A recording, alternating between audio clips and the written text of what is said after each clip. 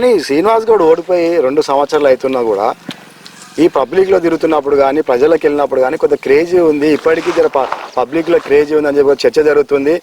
వాస్తవమైన అది శ్రీనివాస్ గౌడ్కి ఇంకా ఉందంటారా? ఉంది. అయితే బీసీ నాయకులలో శ్రీనివాస్ గౌడ్ అనేది ఆయనకున్న పరిధిలో ఆయనకు మున్సిపల్ కమిషనర్గా పనిచేసి అది చేసింది కాబట్టి ఆయనకు అన్ని శాఖలు తెలుసు కాబట్టి చాలామంది పిల్లలకు జాబులు పెట్టించిండు, పనులు చేసిండు, ఎవరికి ఎక్కడ లూపు అన్నీ తెలుసు కాబట్టి ఆయన పని నడిచింది. మంత్రి ఉన్నాడు కదా, ఇప్పుడు మన ఎమ్మెల్యే మంత్రి కాదు కదా, మంచి కేటీఆర్ దగ్గర మంచి సమయాలు కాబట్టి చాలా మందికి పని చేసిండు పర్సనల్గా. కాబట్టి పబ్లిక్ వస్తారు కామన్. ఎందుకంటే నేను వెళ్ళి నా దగ్గర రారా నా వెళ్ళి నేను జైలుకు పోయినప్పుడు నాకు ఎవరు అందరూ దాన్ని. కానీ ఇప్పటికీ అధికారం లేకున్నా కూడా శ్రీనివాస్ గారు చెప్తే 1-2 రోజుల పని అయిపోతుంది. అదే ఎమ్మెల్యేగా ఉండి అధికారంలో ఉన్న కాంగ్రెస్ పార్టీ నాయకులు చెప్తే నెల రోజులు గడిచినా కూడా పనులు జరుగుతలేవని ఒక టాక్ నడుస్తుంది.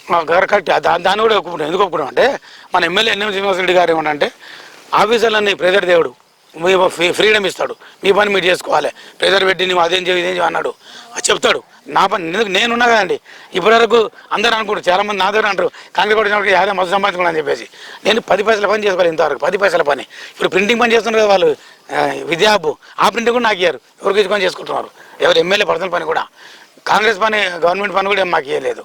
తర్వాత ఏ పని కూడా మాకు ఇప్పారు. ఎమ్మెల్యే ఆఫీసర్లను ఇబ్బంది పెట్టదు అని నువ్వు అంటున్నావు.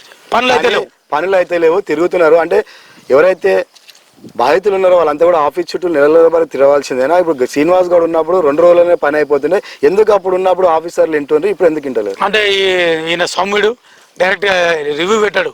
ఆఫీస్లో కరెంట్ ఆఫీస్ ఉంది, రివ్యూ పెట్టాలి, మీరు ఏం చేస్తున్నారు అది అడగాడు. పోలీస్ పని ఎవరో పెట్టాలి, రెవెన్యూ వాళ్ళు ఎవరో పెట్టాడు. మేము చెప్తున్నాము. కానీ కాంగ్రెస్ వాళ్ళు అందరూ వాళ్ళు చెప్పారు, ఉన్నాను సార్ పేరు చెప్పి పని చేసుకుంటారు. వాళ్ళ పనులు అవుతున్నాయి, మామూలు కార్యాలయ పనులు అయితే లేవు.